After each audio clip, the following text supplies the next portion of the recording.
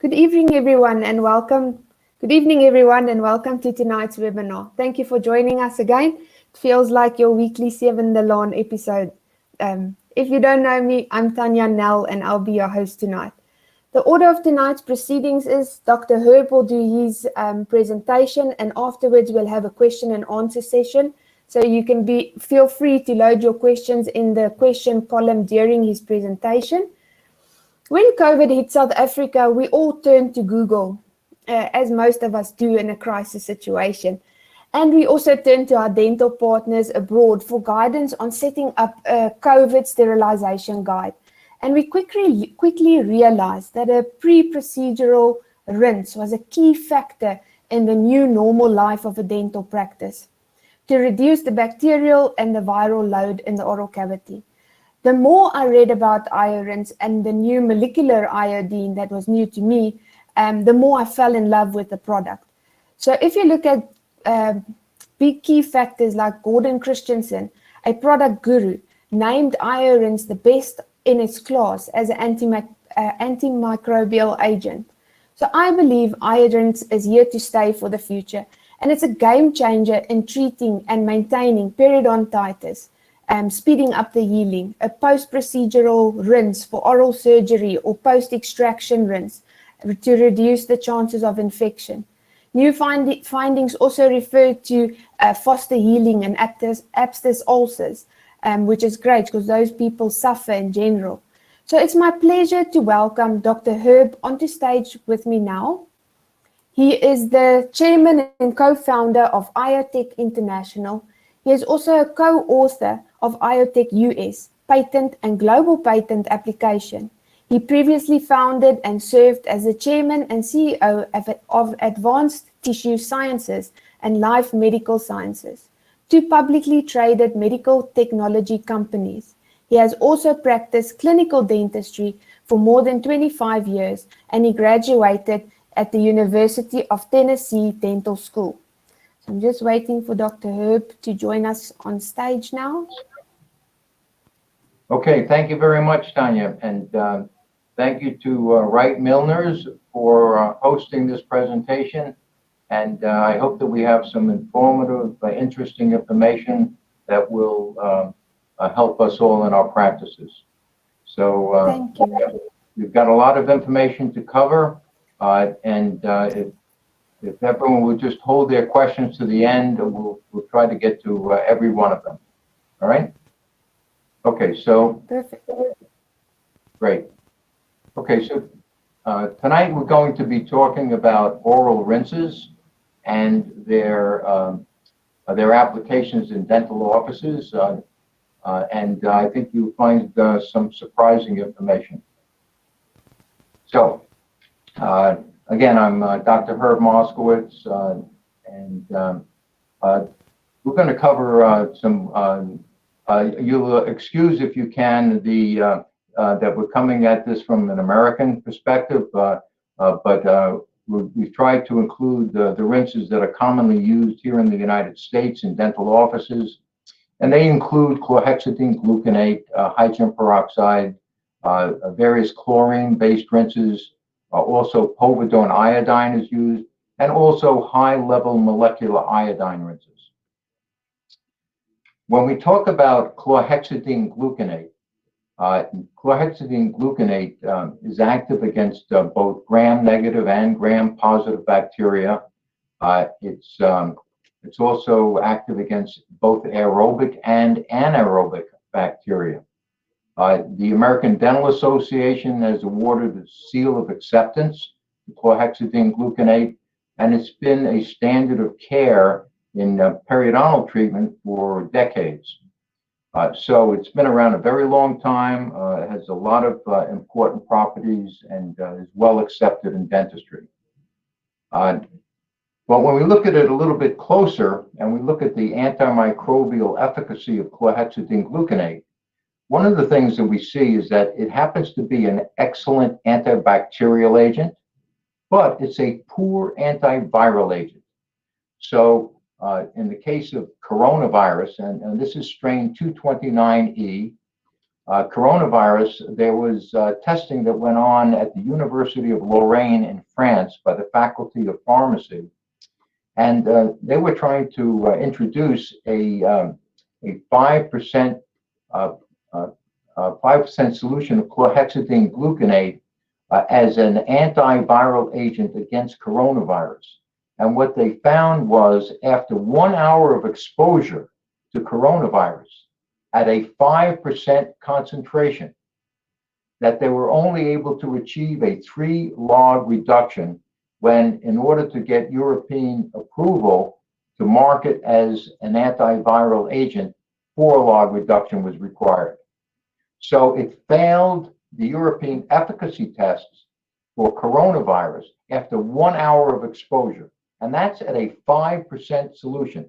In the US, our standard chlorhexidine gluconate oral rinse is 0.12%, which is 1/42nd as much strength as is present in a 5% solution. So the 5% solution is 42 times stronger than what we use in the US as an oral rinse, and still after 1 hour, it was not completely effective against coronavirus.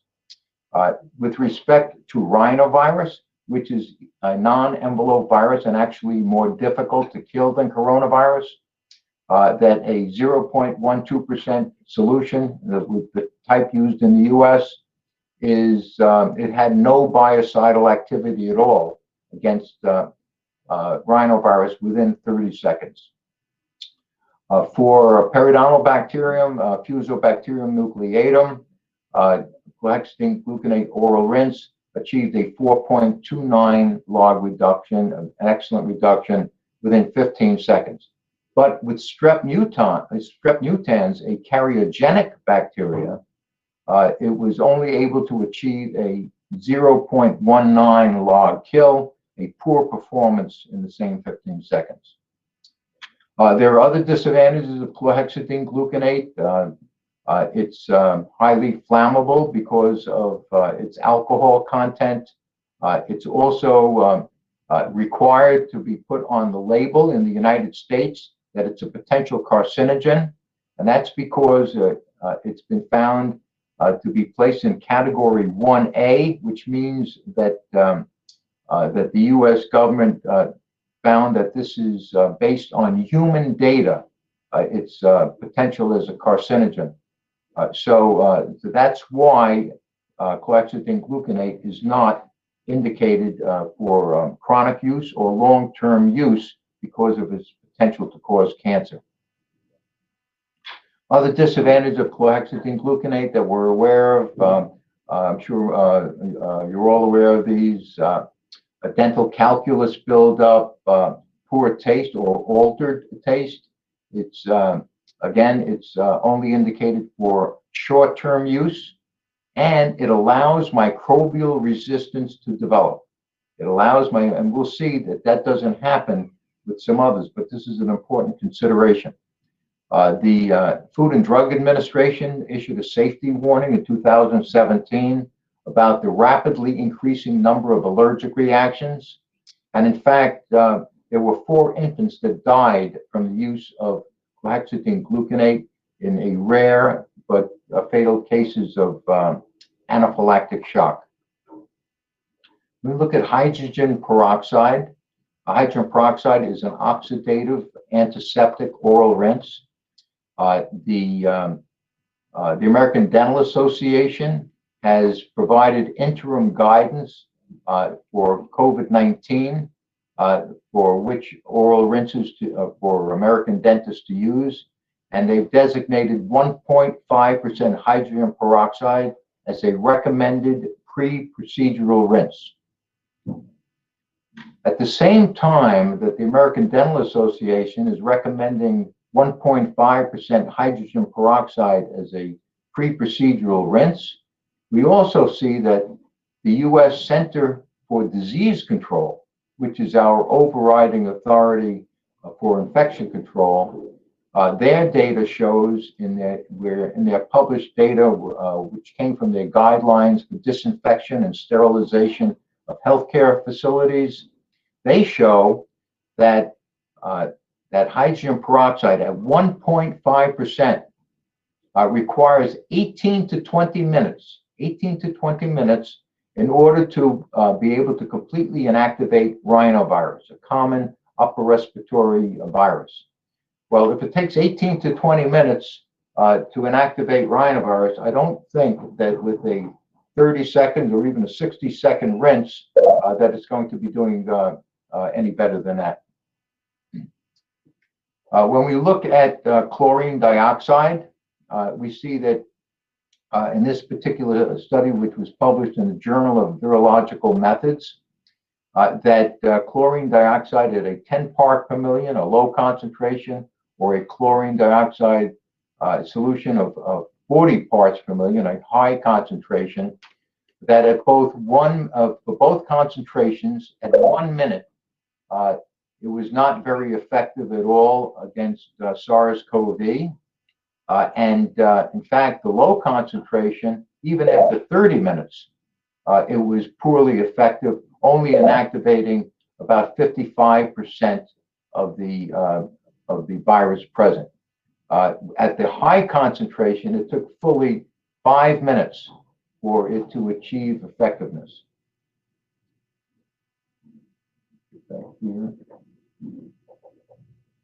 Okay, so now, good.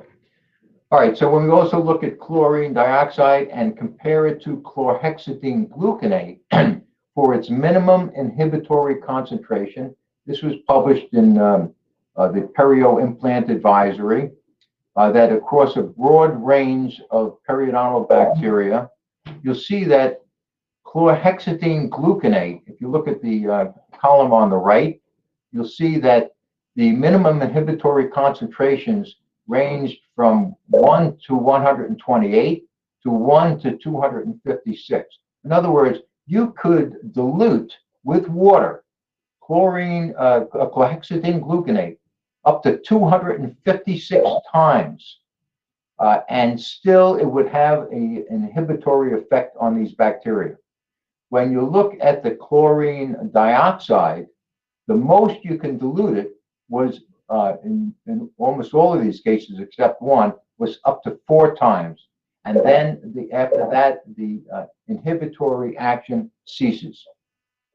Also, chlorine dioxide was shown at a 200 part per million solution that it was unable to completely inactivate influenza A, influenza B, or enterovirus 71 after 2 minutes of exposure. And that came from the Journal of Environmental Research. With stabilized sodium chloride, with respect to SARS-CoV-2, after both a 30-second and a 60-second rinse, the log reduction was less than 2, leaving over millions of virus. When we look at the antimicrobial efficacy of hypochlorous acid, in one journal article from the International Journal of Dental Hygiene, they found that hypochlorous acid led to a 33% reduction in bacteria counts in saliva after 30 seconds, compared with a greater reduction by chlorhexidine gluconate of 58%. And that hypochlorous acid has no substantivity, and that it has a poor residual effect, if any, and that the bacterial counts had returned to baseline after 1 hour with the use of hypochlorous acid. In another study published in the Journal of Hospital Infection, they found that the microbiocidal efficacy of 13 different antiseptic products on 8 microorganisms, and these include 3 gram positive, 3 gram negative organisms, and also 2 yeasts.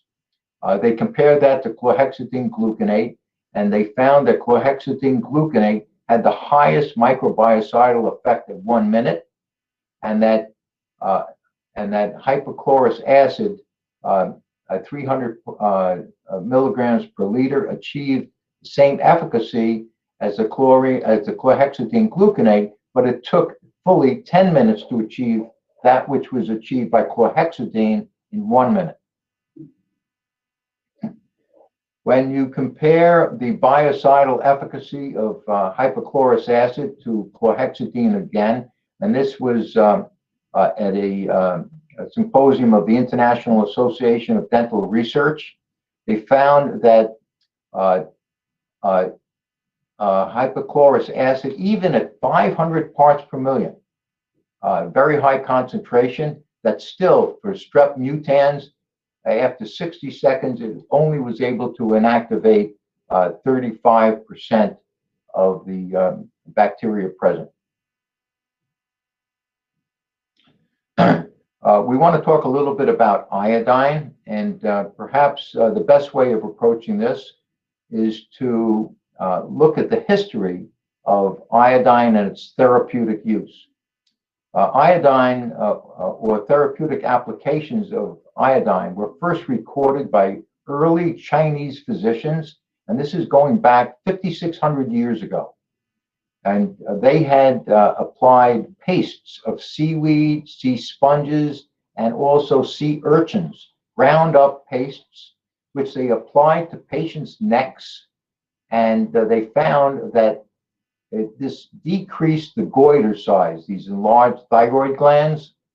They didn't know that it was iodine that was the active ingredient that was responsible for this, because iodine was not discovered until 1811. But they did know empirically that it worked. In 1811, with the discovery of iodine, most of the therapeutic solutions of iodine were alcoholic solutions of iodine or tinctures of iodine. And the reason for that is because iodine is readily soluble in alcohol and only sparsely soluble in water. So tinctures of iodine became widely used. Unfortunately, not very patient-friendly, because the alcohol in these tinctures would sting and burn in an open wound. In the early 1920s, iodized table salt was introduced in many countries around the world, in some cases mandatory, in some cases voluntary, as an inexpensive public health measure for the public to be able to get adequate amounts of iodine in their diet. So this was to ward off iodine deficiency diseases, and so it became then a dietary supplement because iodine is an essential nutrient. In the mid-1950s, in fact, in 1955, NASA scientists, in developing their space program, was looking for the best available antiseptic and disinfectant to take on their space missions.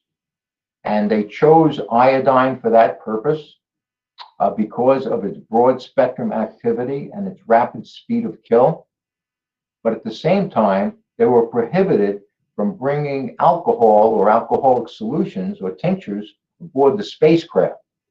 So it actually were NASA scientists that developed a way to produce water-based solutions of iodine. And they did that primarily by bonding iodine to a large organic molecule, polyvinyl pyrrolidone.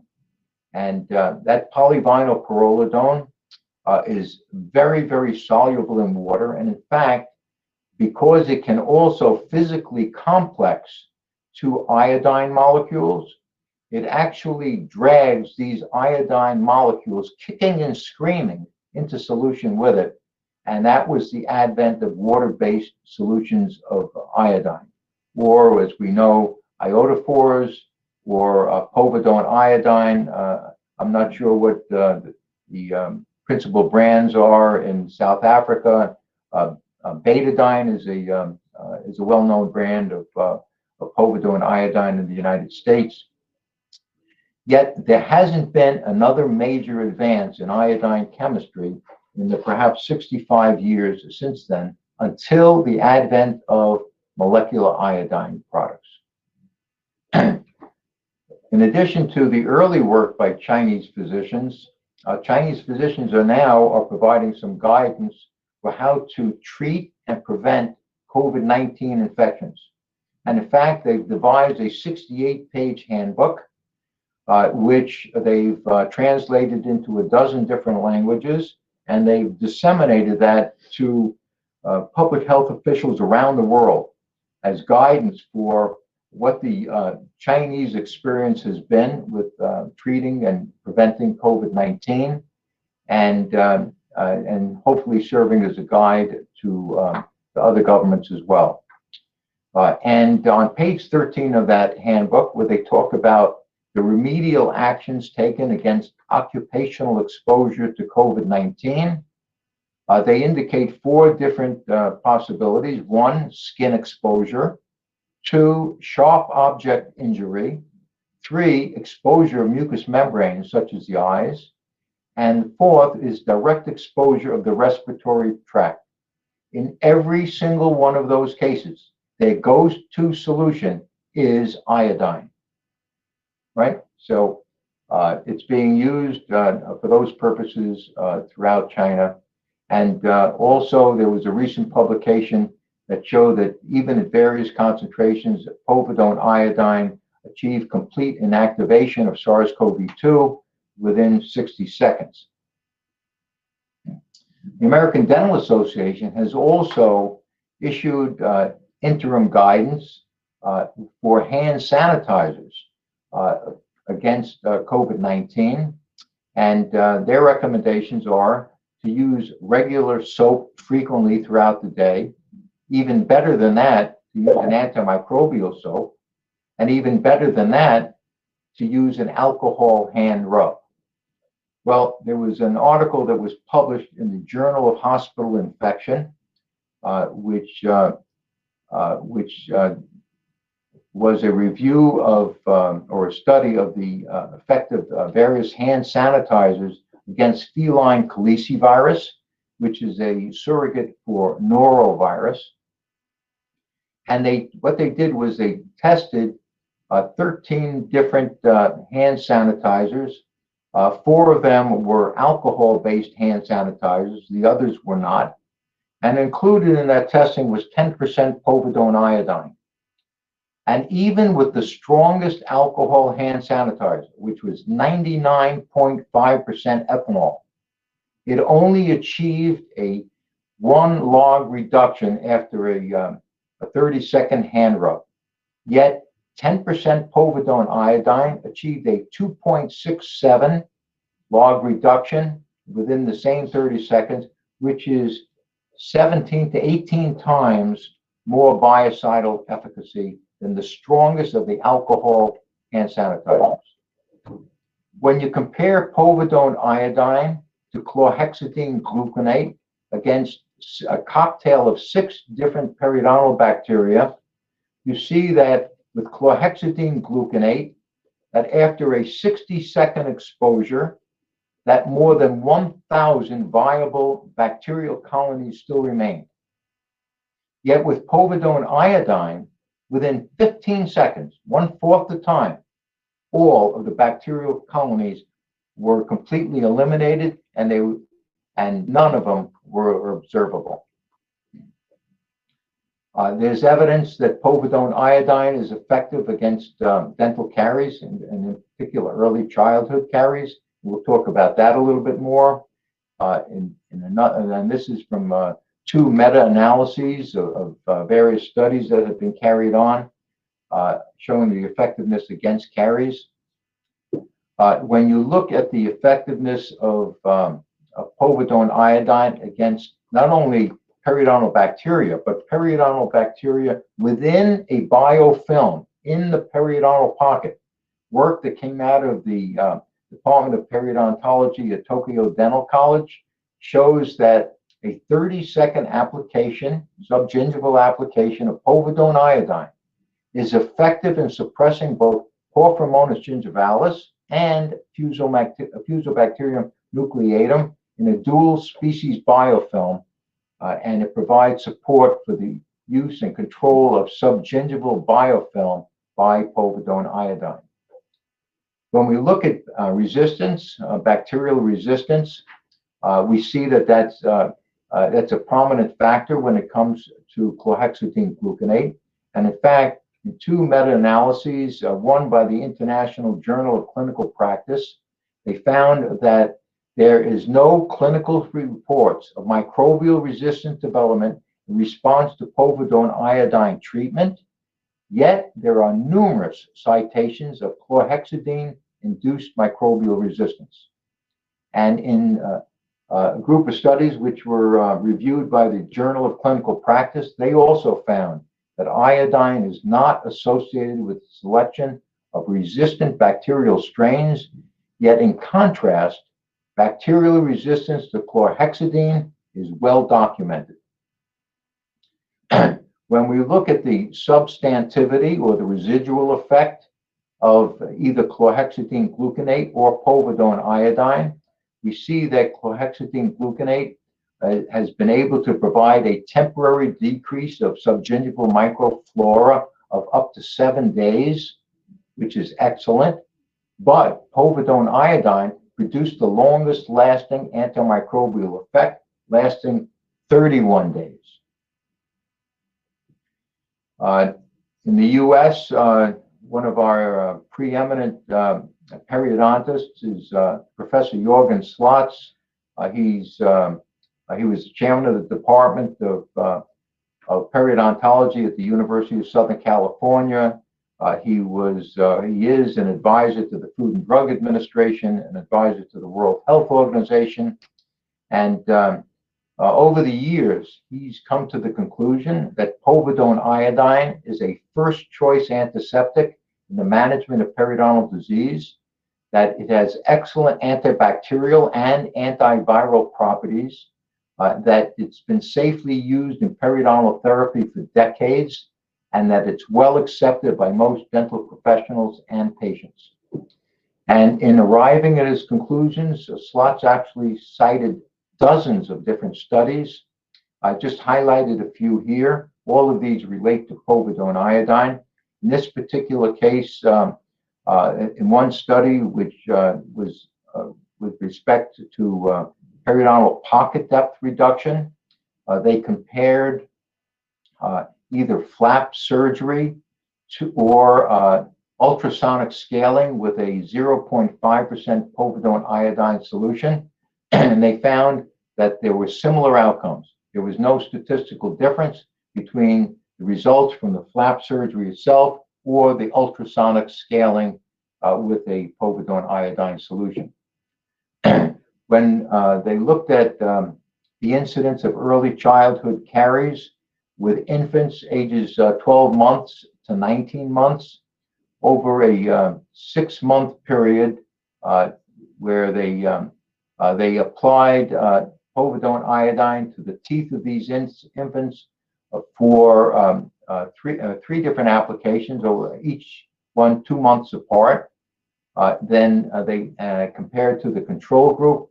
They found that the ones who had that treatment did not develop childhood caries, yet the ones that did not have it, the control group, fully 1/3 of those developed childhood caries. When we look at the effect of bacteremias, periodontal bacteremias, we see that with a single subgingival irrigation of either 10% povidone iodine or 0.2% chlorhexidine gluconate or sterile water as a single subgingival infusion prior to either an intraligamentary injection or the extraction of a tooth, they found that there was significant suppression of these bacteremias in the bloodstream, and with the povidone iodine, but there was no observable effect with either the chlorhexidine gluconate or sterile water, and in fact, they were comparable in both not having an effect. When we speak of periodontal bacteremias, we're all familiar with the potential for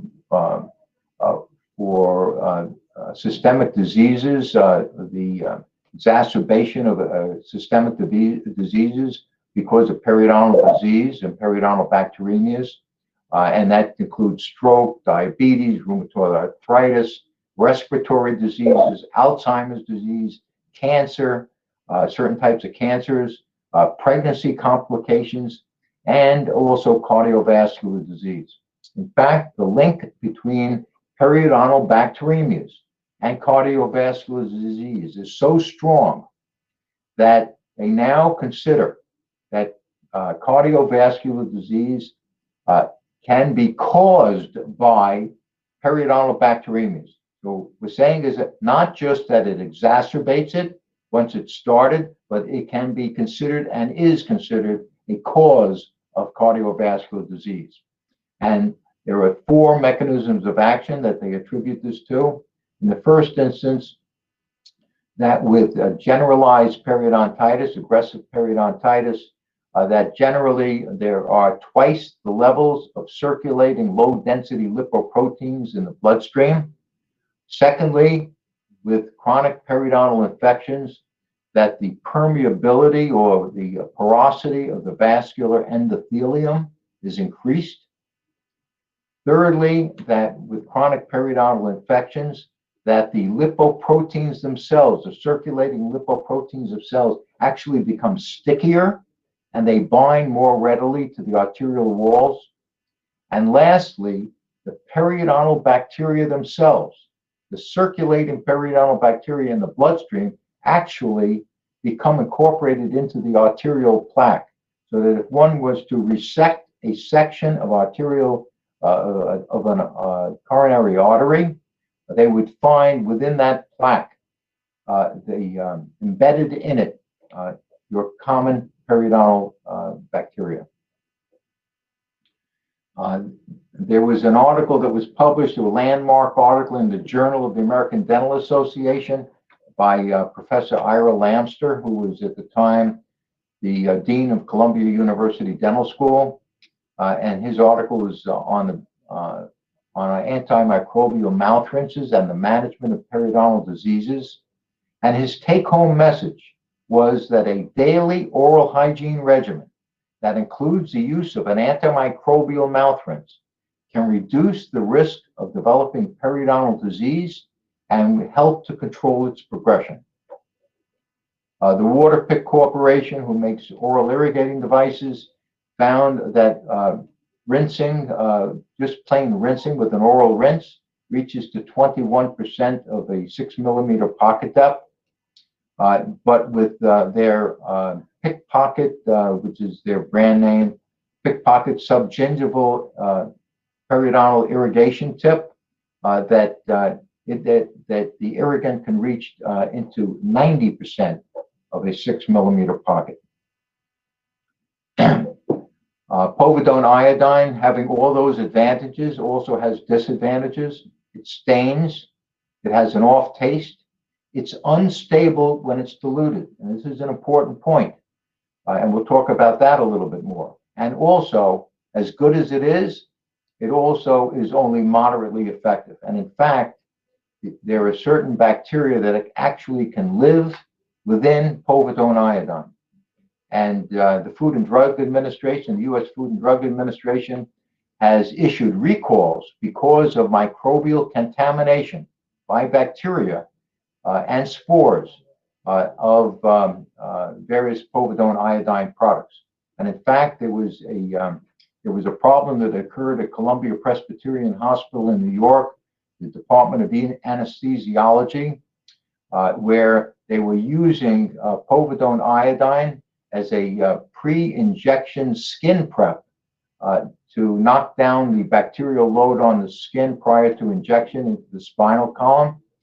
And what they wound up doing was introducing bacteria into the spinal fluid because that povidone iodine was contaminated with bacteria. And when they confiscated all of the bottles of the multi-use bottles of povidone iodine within the hospital from all the different departments, they found that fully 10% of those bottles were contaminated with bacteria. When we talk about instability of diluted povidone iodine, this is an important aspect because a lot of testing has been done with povidone iodine, diluted povidone iodine, but when that povidone iodine is diluted, it's tested right away because when povidone, you cannot store diluted povidone iodine and expect it to be stable. In an article that was just recently published by Professor Colin Knuckles of the Department of Chemistry, Professor of Materials Science at Columbia University, he found that if commercial 10% povidone iodine is diluted, the solution will maintain significant buffering capacity outside of the stable pH range and will rapidly result in solutions that are unstable, possibly toxic, and rapidly ineffective. The bottom line is that you're changing the pH when you dilute it, and in changing that pH, that it rapidly loses its effectiveness. So what you start out with in a bottle is not going to be the same thing that you're going to find an hour later. I want to talk a little bit about the difference between povidone iodine and high-level molecular iodine solutions or concentrated molecular iodine. So if you look at the schematic on the left, you see a representation of 10% povidone iodine. And in that representation, there are approximately 31,600 parts per million of total iodine.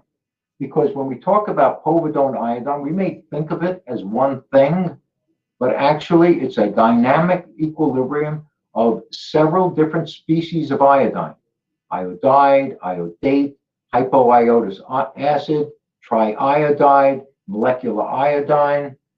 And so out of the total of the 31,600 parts per million in povidone iodine of total iodine, only 2 to 3 parts per million are actually the killing species or the biocidal species of iodine. The other species of iodine which are present are toxic, they stain, but they are not biocidal, they are not germicidal, and they do not kill germs. In high-level molecular iodine solutions, which recently became available in the last couple of years, we see that the amount of molecular iodine is boosted up even 100 times as strong as is present in povidone iodine. Yet the other species of iodine, instead of having thousands and thousands of other species of iodine, you wind up having just several hundred parts per million of the other species of iodine. So in these concentrated molecular iodine formulations, the total amount of iodine is much less, but the amount of molecular iodine is much greater, allowing for much more effective but much safer solutions that do not stain. And in fact, if you look at these two vials, the one on the right is your typical 10% povidone iodine. The one on the left also contains 3 parts per million of molecular iodine, the biocidal species. So both of these have the same antiseptic properties, but the one on the left at 3 parts per million is completely clear. And if you looked at it and you were able to hold it in your hands, it would look like water. When we look at molecular iodine in povidone iodine, and this table represents a few different things. First thing is that you should notice in the left-hand side of this table, as we look at the varying levels of molecular iodine in povidone iodine. And this has to do with various dilutions of iodine, because there's an interesting phenomena that occurs with povidone iodine. That is, up to a certain point, when you dilute povidone iodine with water, that solution actually becomes more biocidal, so that in fact it reaches a maximum at a 1,000 time dilution. Excuse me, at a 100 time dilution of povidone iodine. So if you dilute povidone iodine 100 times with water, what you will find is you'll get a maximum concentration of molecular iodine. Because the other thing that we'll see is molecular iodine is what's responsible for the biocidal action of povidone iodine. So in the top row, where you see on the left 10% povidone iodine, which is your standard povidone iodine. In this particular testing, and this testing, by the way, was conducted by Yoshida Pharmaceutical Company in Japan, and it was published in Biocontrol Sciences by a Japanese research group. And they found that in 10% povidone iodine, they were able to measure 0.17 parts per million, less than 1 part per million of I2 or molecular iodine. When they diluted it 10 times with water, it went from a 10% solution to a 1% solution of povidone iodine. The level of molecular iodine actually increased from 0.17 parts per million to 1.5 parts per million. And when they increased it again, the dilution another tenfold, so to make it a 0.1% iodine solution, povidone iodine solution, it reached a maximum concentration of 4.88 parts per million molecular iodine. And then when they increased it again tenfold, the molecular iodine started to fall off again. So going from a 10% solution, diluting it up down to a 0.1% solution or a 100-fold dilution, you're getting a maximum concentration of molecular iodine at 4.88 parts per million, and then it starts to fall off again. And that's also reflected in its biocidal activity. If you look to the right, you'll see that adenovirus has a log kill of at 1 minute with povidone iodine. In the top row, it was only able to achieve a 0.6 log kill. When it was diluted tenfold to a 1% solution, that log kill went up to 2.4 logs. When it was diluted tenfold again to a 1 to 100 dilution, that log kill went up to 4.3, all within the same minute. And yet, when they diluted it tenfold again, the efficacy fell off again. When you look now at the poliovirus in the middle columns, you'll see at 15 minutes, the same phenomena. 0.6 log kill at 15 minutes. Poliovirus is a non-envelope virus, very difficult to kill. Only a 0.6 log kill with 10% povidone iodine in 15 minutes.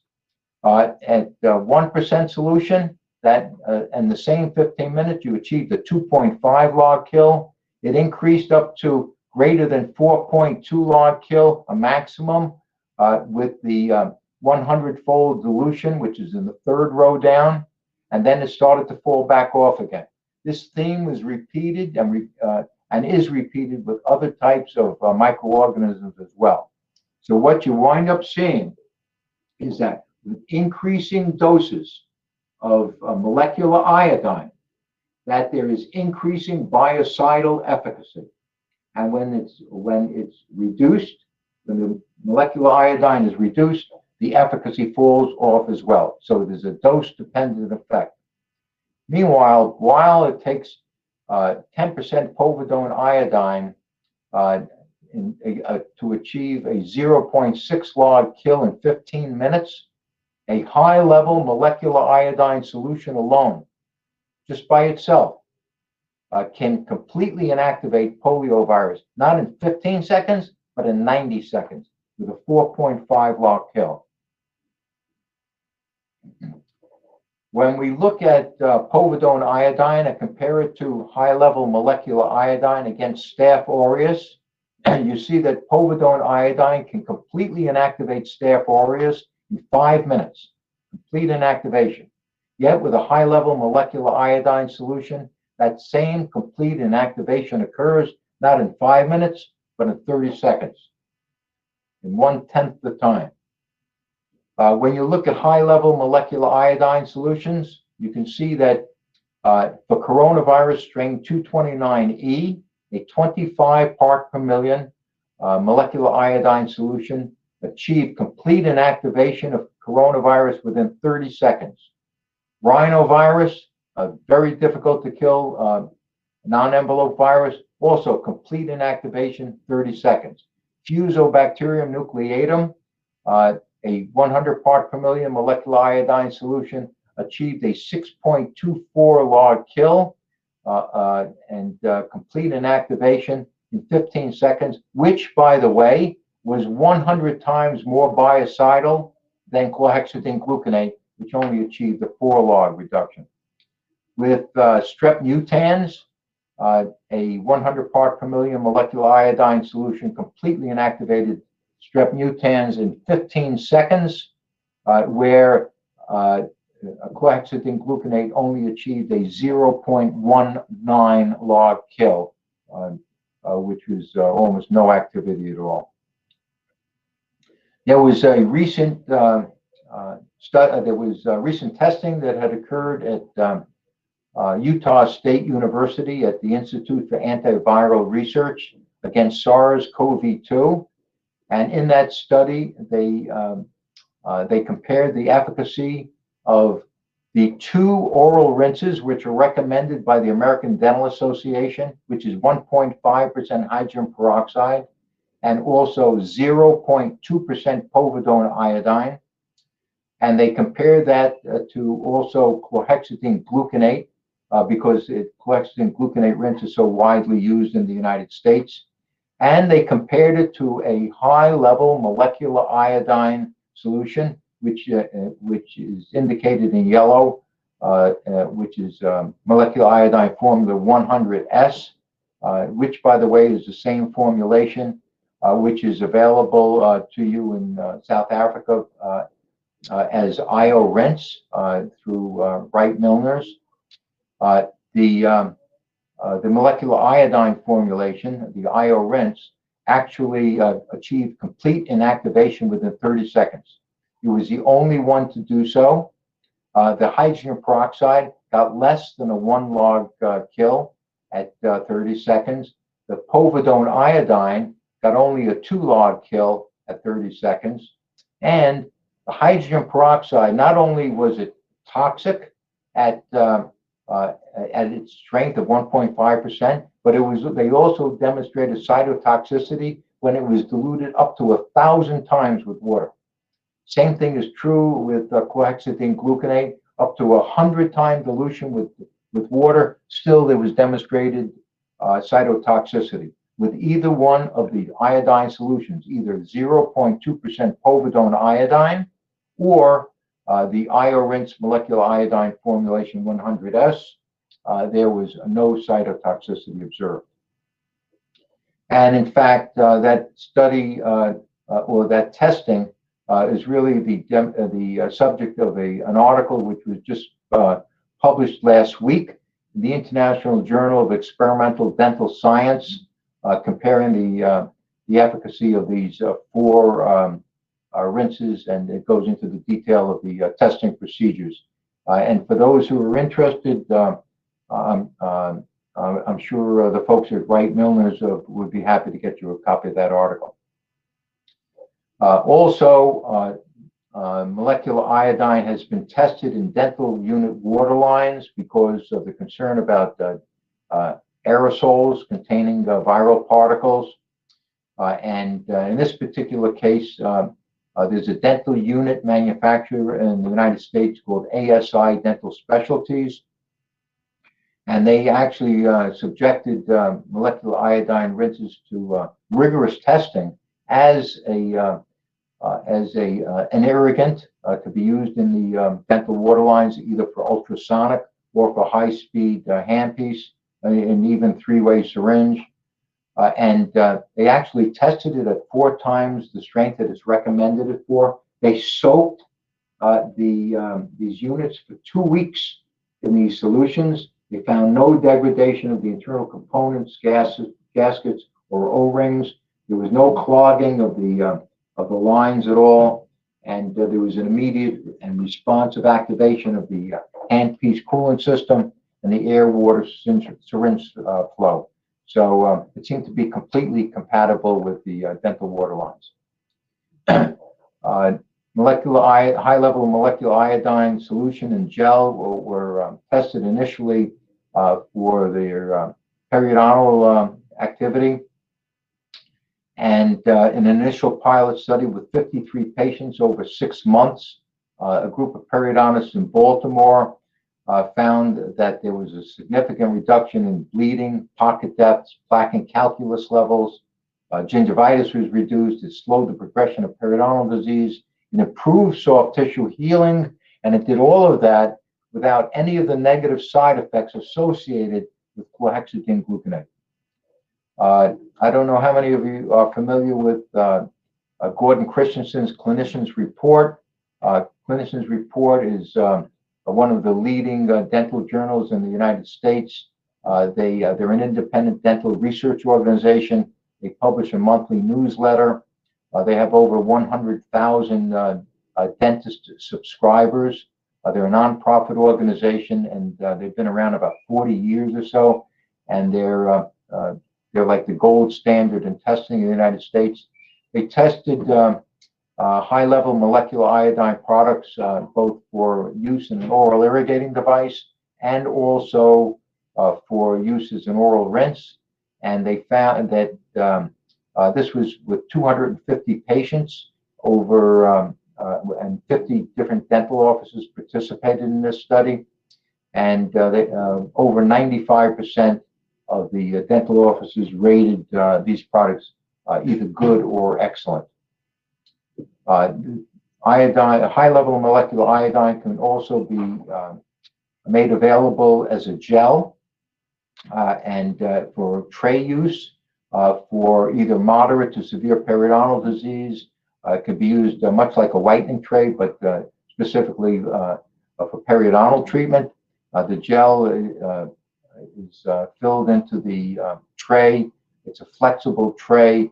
It's worn for 15 minutes a day by the patient, and in some cases twice a day, and they get excellent results with this to augment on a daily basis for at-home use, in addition to any associated office treatment. In the U.S., there's a company called PerioProtect that makes these type of trays. Denmat in the U.S. also makes these type of trays, or any dental laboratory can fabricate these trays, or even dental office, by using a EVA material, ethyl vinyl acetate, a soft EVA, and with a wall thickness of 3 millimeters. We should speak a little bit about iodine sensitivity. A number of patients will let you know that that they can't or that they're allergic to iodine, and they generally cite either that they've had a reaction to radio contrast media or diagnostic imaging media, or they have a thyroid condition, or that they have they're allergic to seafood and therefore they can't take iodine. So in the case of seafood, it's been determined, and it's commonly available in the medical literature, that shellfish contain a muscle protein called tropomyosin, which is a sensitizing protein. And it's the muscle protein tropomyosin which is responsible for the sensitivity reaction, not the iodine. It's true that shellfish, along with any other type of sea products, whether they're plants or seafood of any kind, they're rich in iodine because the seas are rich in iodine. So So we would expect to have higher levels of iodine in C products, but the sensitizing agent is tropomyosin. With respect to radio contrast media, this diagnostic imaging media, which is generally contains a lot of iodide, and that's generally injected as an IV infusion. There's a large bolus of fluid which is being injected, which is a shock to the system, and also they found that the excipients that are used in the radio contrast media are highly ionic, and that when they substitute those highly ionic excipients for low osmolarity non-ionic excipients, that the frequency and the severity of those sensitivity reactions fall off dramatically. So in most instances with radio contrast media, it's not even the iodide, but it's the excipients that are causing it. And also, you should be aware that there is almost no iodide in these iodine, high-level molecular iodine products, because they're only high in molecular iodine. The other species of iodine have been suppressed dramatically until there's almost none evident. So even if someone who was had a reaction to betadine or to povidone iodine, that is not an indication that they will be allergic to these high-level molecular iodine rinses. And with respect to thyroid toxicity, the thyroid gland selectively uptakes iodide. It needs the iodide because it's a precursor which is necessary in synthesizing thyroid hormones. And the thyroid gland does not selectively uptake molecular iodine, only iodide. There's no more molecular iodine in the thyroid gland than there is in any other tissue of the body.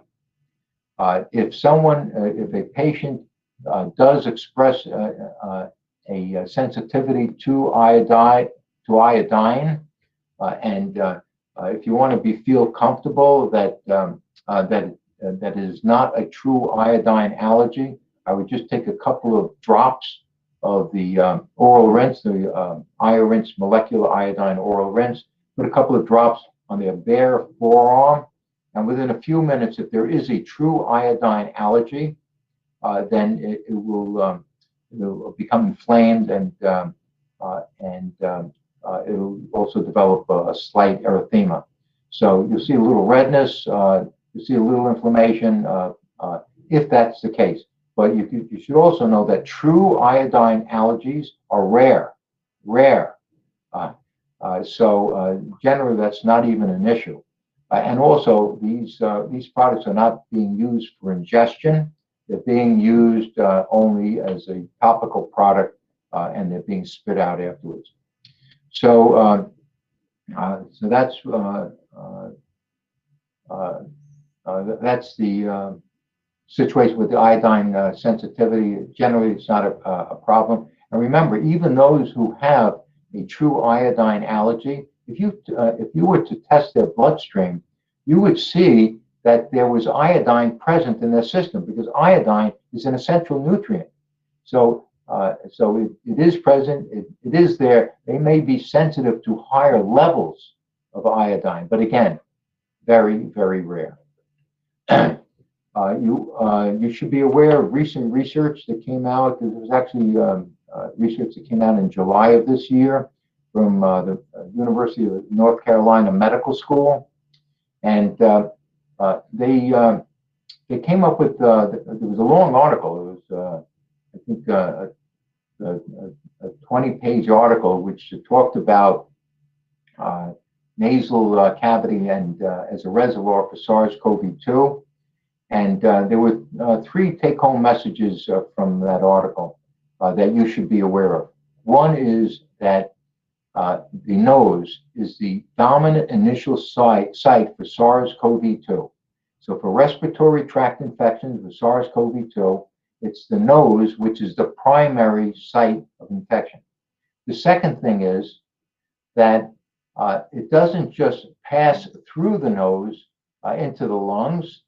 It lodges into the epithelium of the nose, into the mucosal lining of the nose, where it replicates, develops millions of copies of itself, and sheds those copies of viral particles, which then either further migrate up the respiratory tract towards the lungs, or they are exhaled. Now, that's the third thing which is important to understand, is that exhalation of viral particles occurs not just when they're sneezing, not when there's just a violent exhalation, but during normal tidal breathing. So whatever you're doing in the dental office, which to help to protect your patients and your staff from SARS-CoV-2, you want to think about what that patient's normal breathing is also, if they have viral particles, that it's also contributing to the aerosol in the room. Okay, so let's talk about some products that are available, high-level molecular iodine products, which incorporate this iodine technology. Firstly, there's IoRinse. IoRinse is available either in a 1 liter size or a 12-ounce size, and 300 and some odd milliliters. It's available as in a mint flavor, or it's available in a cinnamon flavor in the 1 liter size, and it's available in a mint flavor in the 12-ounce size. As it's also available in a 1 liter size as a concentrated irrigant, for which 1 ounce of that irrigant would be placed in an oral irrigating device, along with 270 milliliters of water, tap water, to be used as an oral irrigant, a subgingival irrigant. It's also available in a 12-ounce tray gel, and we talked about that. Those trays can be expressed from here. It's available in a hand cleanser, which contains 200 parts per million of molecular iodine. It's also available as a nasal spray, IoMist nasal spray. And a number of the dentists in the United States are using that IoMist. They have their patients use the nasal spray along with the IoRinse oral solution. And then they just give the patients the nasal spray to take home with them. And I believe they charge them an extra a smaller extra infection control charge, which covers the cost of the use, and they're taking home that product. So these are products that incorporate that technology. Wright Milners are the people to see in South Africa for the availability of these products. And this is a reprint of the annual buying guide for 2019 from Clinicians Report in the United States, which we talked about, Gordon Christensen's group, listing this as best products of the year for 2019. There's a number of key opinion leaders that incorporate the information about this technology in their lectures and recommend it to their audiences. One of these key opinion leaders you may be particularly interested in knowing about is Dr. Gavin Setson. Dr. Gavin Setson is a South African who finished medical school in South Africa and came to the United States, and has become the president of the American Academy of Otolaryngology. He's a professor of medicine at Albany Medical College, and was the past president of the New York State Society of Otolaryngologists, because there's a number of ENT practices in the United States that use these products to protect their patients, to protect them staff, to protect themselves. A number of dental offices that do sell products to their patients can realize an important additional profit center In fact, there's one periodontist in Iowa that has 1,400 of his patients on a daily at-home regimen of an antimicrobial rinse using a daily rinse at home. And if he puts 1,400 of his patients on this and they're using it daily, you could see the effect. This representation just shows with just a couple of hundred patients on it, your periodontal patients, you'll find that this can be a very important new profit center to your practice.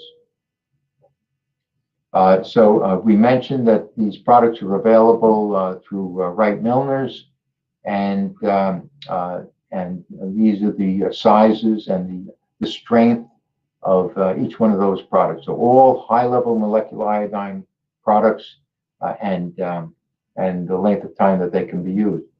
I just want to reiterate, to put into perspective, when you see here like 50 parts per million, 100 parts per million, 200 parts per million, remember, povidone iodine, full strength povidone iodine may have 1 to 3 parts per million of molecular iodine. So this is a big step up compared to povidone iodine. So with that, if we have any questions, we'd be happy to entertain them, and we'll stay as long as we need to.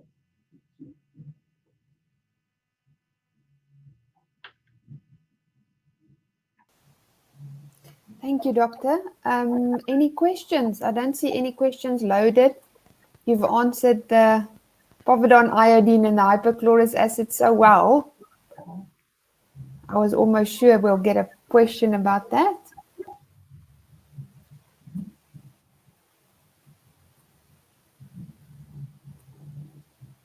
Okay, while we're waiting, at the moment we've got IO rinse in stock, which is the 100 parts per mil rinse.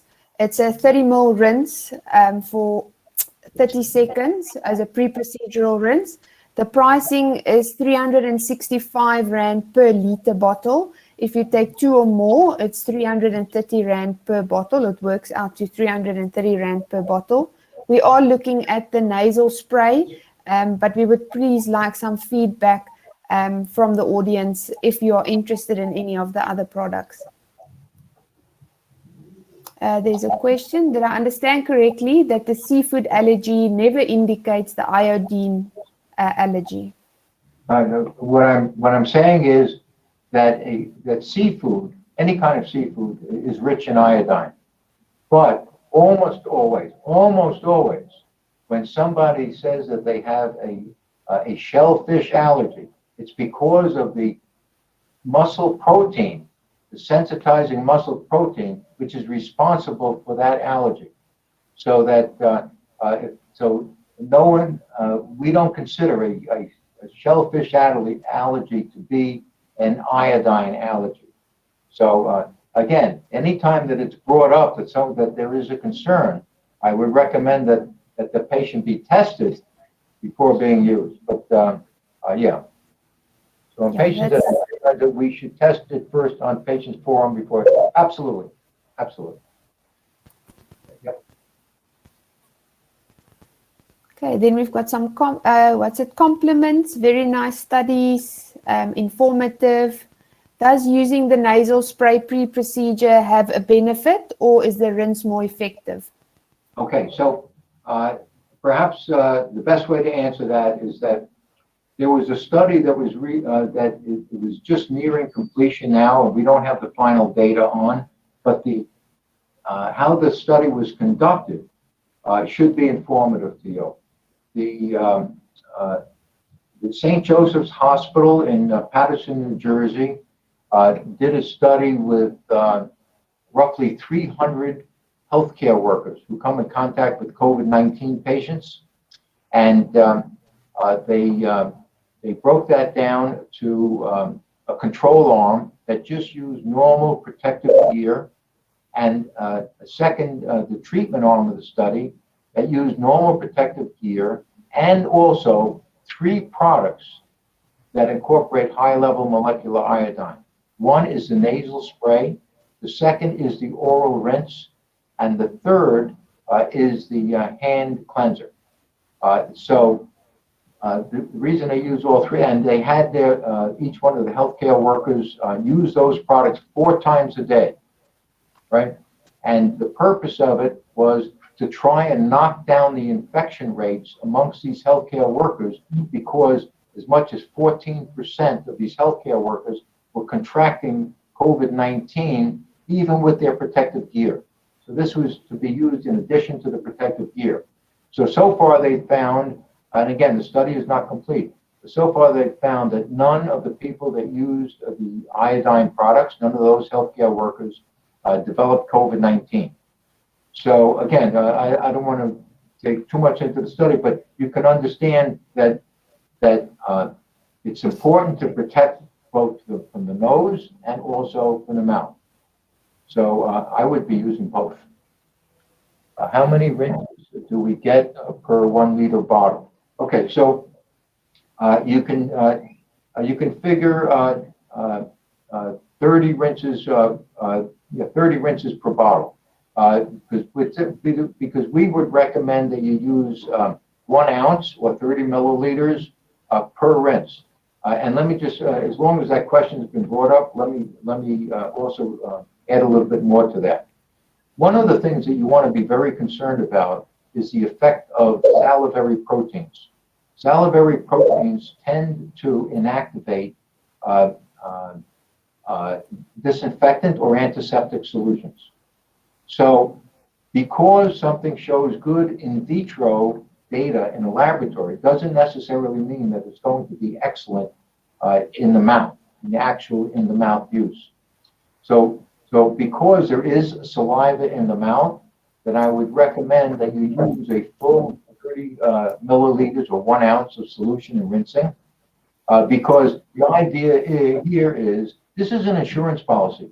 We're not here to see how much money can we save on a mouth rinse. We're here to see how well we can protect our patients, our staff, and ourselves. So you want to have everything going for you, and the differential in cost in doing that is so insignificant in the scheme of things that I would want to have the most effective available, and there needs to be an adequate volume of rinse agent in order to be able to adequately contact these areas. And in fact, if it was my patients, not only I would have them rinse, swish thoroughly in their mouth for 30 seconds, and then I would have them, while with that same solution, I would have them lean their head back and gargle in their throat for another 30 seconds. Okay. Dr. Bailingson, we're just checking on the price for you on the nasal spray. And then there's a question, a long-term use of the nasal spray. Okay, so frankly, we have not had, we don't have any studies that indicate long-term use as a nasal spray. I can tell you that it's being used regularly by ENT practices in the United States, the nasal spray, and also these other oral rinse products. Also, the other thing you should be, I can speak about the oral rinse over long term.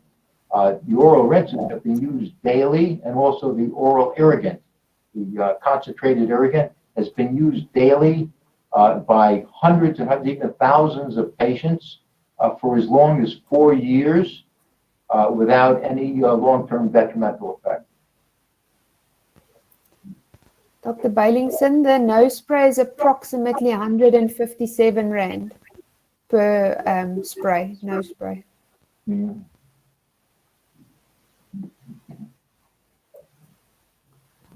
Okay, any other questions? Okay, lots of comments. Thank you. Thank you. Very interesting, very informative. So thank you, doctor. Thank you very much for your time and spending your afternoon with us, our evening with us. And we hope to get you back soon. Okay. Thank you. A long handshake to my colleagues in South Africa. Okay. Thank you. Thanks, Doc. Bye. Okay. Bye now. Thank you. Bye.